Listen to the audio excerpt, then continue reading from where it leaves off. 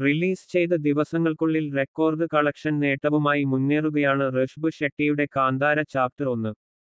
ഋഷഭിന്റെ സ്വപ്നചിത്രത്തിന് ആദ്യ ഭാഗത്തേക്കാൾ മികച്ച സ്വീകാര്യയാണ് ലഭിച്ചുകൊണ്ടിരിക്കുന്നത്.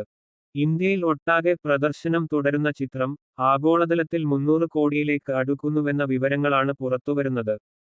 ഇതോടെ മുൻകാല റെക്കോർഡുകൾ ഭേദിച്ച് ഏറ്റവും കൂടുതൽ കളക്ഷൻ നേടിയ മൂന്നാമത്തെ കന്നഡ ചിത്രമായി സിനിമ മാറി.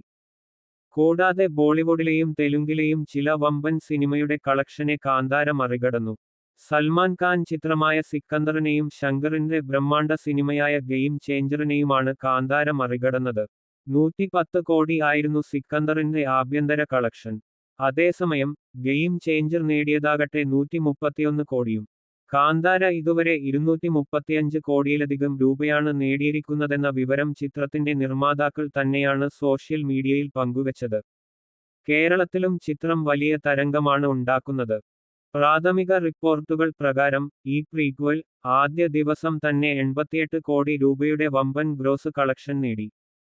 വെള്ളിയാഴ്ച 65 കോടി രൂപയായി കളക്ഷനിൽ ഇടിവ് സംഭവിച്ചെങ്കിലും 25% വർധനവോടെ വീണ്ടും ഉയർന്ന് 82 കോടി രൂപ വാരിക്കൂട്ടി. അങ്ങനെ 3 ദിവസം കൊണ്ട് ലോകമെമ്പാടുമുള്ള മൊത്തം കളക്ഷൻ 235 കോടി രൂപയിലെത്തി. ബോക്സ് ഓഫീസിലെ 4ാം ദിവസത്തോടെ യാഷിന്റെ KGF ചാപ്റ്റർ 1 മറികടന്ന് കാന്താര ചാപ്റ്റർ 1 എക്കാലത്തെയും ഏറ്റവും കൂടുതൽ കളക്ഷൻ നേടിയ മൂന്നാമത്തെ കന്നഡ ചിത്രമായി മാറി. ഏകദേശം 408 കോടി രൂപയും 1215 കോടി രൂപയും നേടിയ കാന്താര, KGF ചാപ്റ്റർ 2 എന്നിവയ്ക്ക് പിന്നിലാണ് ഇപ്പോൾ ഈ ചിത്രം.